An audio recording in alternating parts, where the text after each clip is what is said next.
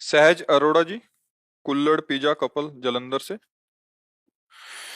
महाराज जी, आज मेरा जन्मदिन है। जिंदगी का एक और साल कम हो गया। इसी हाँ, जन्मदिन पहले में आदमी जो ऐसा बोल रहे हो। नहीं तो प्राय खुशी मनाते हैं। और हम यही कहते हैं कि बर्थडे में ठीक है, आप आनंदित होइए, लेकिन विचार कीजिए कि आनंद का विषय नहीं है, विचार का विषय है कि पता नहीं अब हमें कितने दिन और रहना है इस भूमि में। 1 वर्ष चले गए, लेकिन जो हम कार्य करने के लिए यहाँ आए हैं उस पर हमारी दृष्टि गई कि नहीं। 1 वर्ष में हम कितना नाम जप किए, कितना दूसरों का हित किया, कितनी हमने सेवा की, समाज की, माता पिता की, परिवार की। अगर ठीक ऐसा लग रहा है, मेरा 1 वर्ष ठीक गया, मैंने कोई शास्त्र विरुद्ध, वाणी के विरुद्ध आचरण नहीं किया, और नाम कीर्तन किया जाए कम से कम 5 घंटे, 24 घंटे आज हमें उत्सव मनाना, इसी बहाने से ही ना।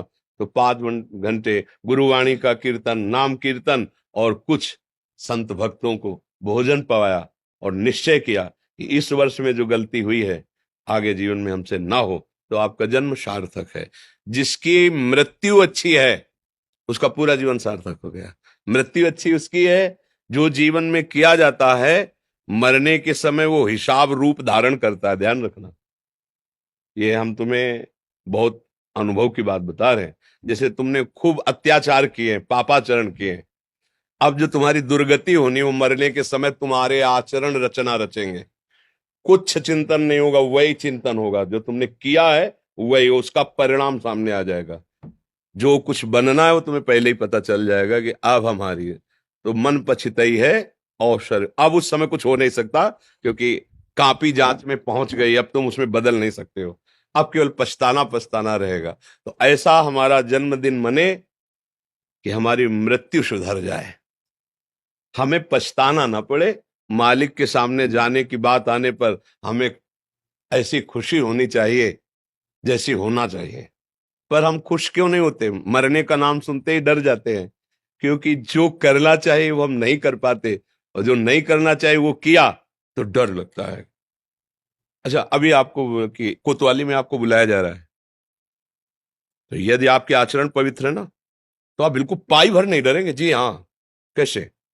और अगर ऐसे ही बुला रहे हैं आपको वहां स्वागत करने के लिए, और आपके आचरण गलत, तो एक बार आप, पता नहीं कौन सा केस फंस गया, क्या बात हो।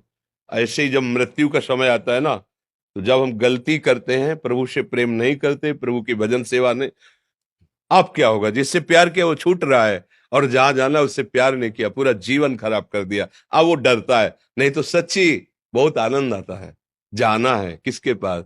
जिसके लिए जीवन भर तड़पे हैं उसके पास जाना है, जिसके लिए जीवन समर्पित किया उसके पास जाना है। तो आपका जीवन सार्थक हो, आपका मंगलमय जीवन हो, इसके लिए विचार करते रहो। और जन्मदिन सार्थक तभी है जब हम अपने प्रभु को प्राप्त कर लें। हमारे कोई ऐसे आचरण न हो जिससे कोई दुखी हो और सोचे कि ऐसा आदमी तो रहना ठीक नहीं है।